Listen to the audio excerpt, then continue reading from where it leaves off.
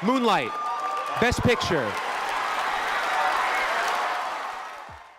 In 2017, Moonlight made motion picture history by being the first queer film ever to win Best Picture at the Academy Awards. Last year, a report by GLAAD found that of the 44 films from major studios in 2020, 22.7% contained LGBTQ+ characters, an increase of 4.1% from 2019. While representations for the LGBTQ+ community seem to be improving, American cinema has not always been so kind to its queer audiences and characters. Vito Russo, co-founder of GLAAD and queer author activist, has said, "In 100 years of movies, homosexuality has only rarely been depicted on the screen. When it did appear, it was there as something to laugh at, or something to pity, or even something to fear. Hollywood taught straight people what to think about gay people, and gay people what to think about themselves." Using Russo's book, The Celluloid Closet: Homosexuality in the Movies, along with numerous other resources, let's take a look at queer representations throughout American film history. The first film credited with homosexual representations was the Dixon experimental sound film, also called The Gay Brothers.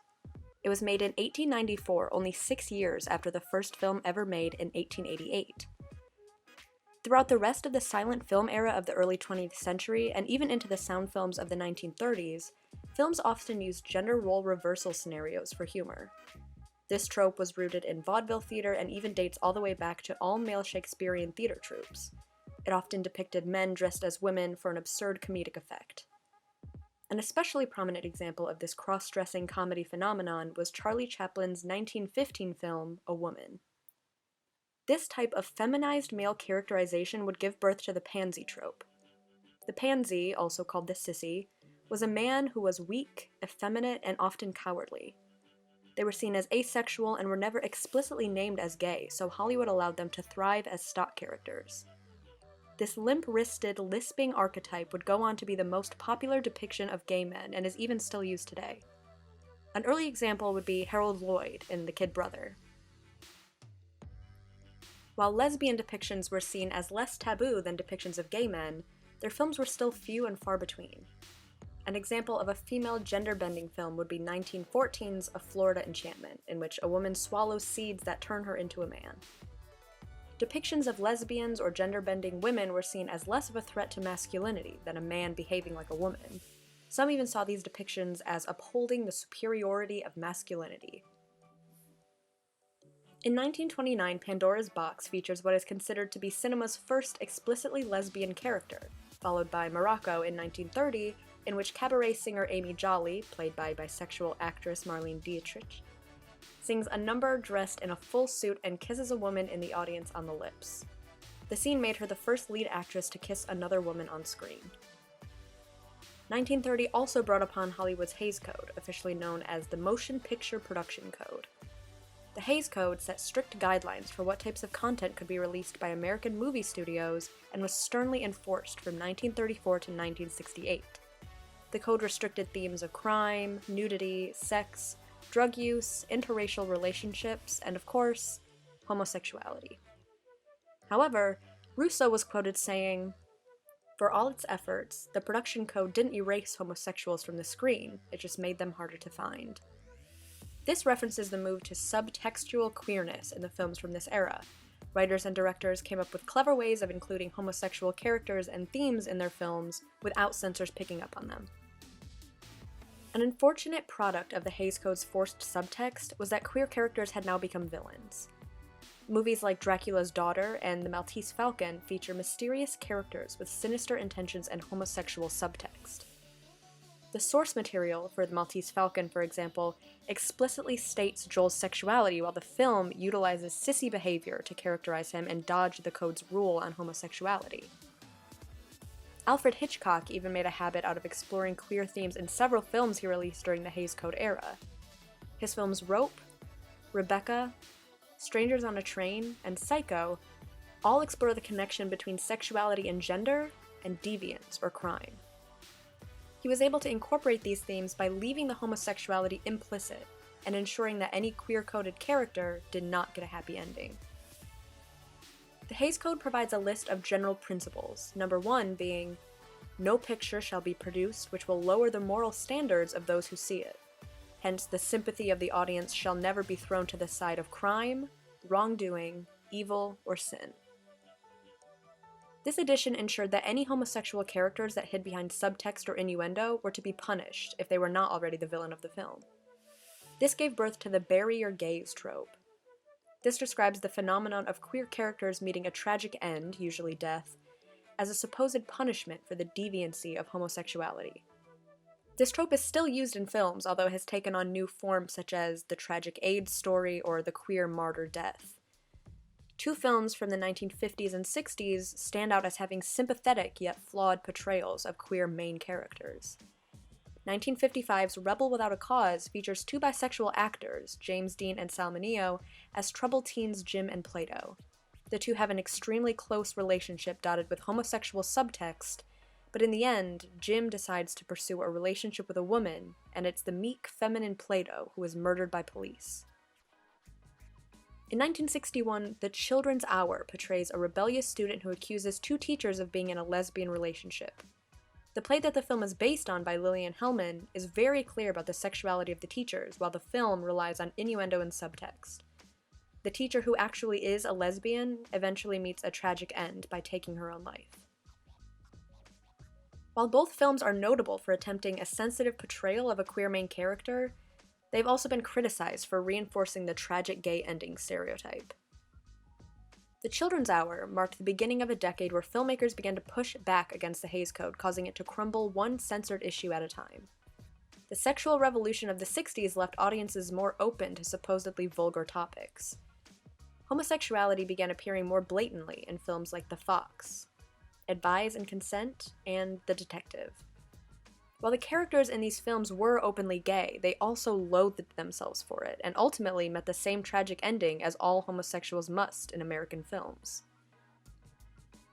However, in 1968, the Motion Picture Production Code was lifted and officially replaced by the new Motion Picture Association film rating system that we use today. This change, paired with the queer revolution following the Stonewall riots in 1969, gave way to a boom in newly positive representations for the LGBTQ+ community in the 1970s. This included William Friedkin's 1970 staple, The Boys in the Band. This film offered audiences their first look into the lives of a gay friend group, with an almost entirely gay cast and a gay screenwriter. In a time where homosexuality was still considered a mental condition, and you could still be arrested for being caught in a gay bar, the film was seen as revolutionary. Later, films even began reflecting real-life stories from the LGBTQ+ community with 1975's Dog Day Afternoon, which chronicles the true story of a man who robs a bank in order to finance his wife's gender confirmation surgery. A downside of the queer community's new visibility and marketability was the exploitation of homosexuality for shock value. In 1980, William Friedkin, who had made The Boys in the Band one decade earlier, released Cruisin.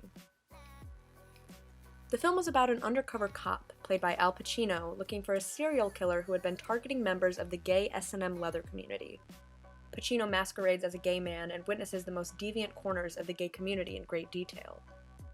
The film incited great backlash from the queer community before it had even finished filming.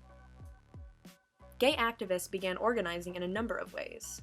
Some protesters interfered with the production directly, including crowding shooting locations, unhooking cables, and blowing whistles during shots, all of which cost the production time and money.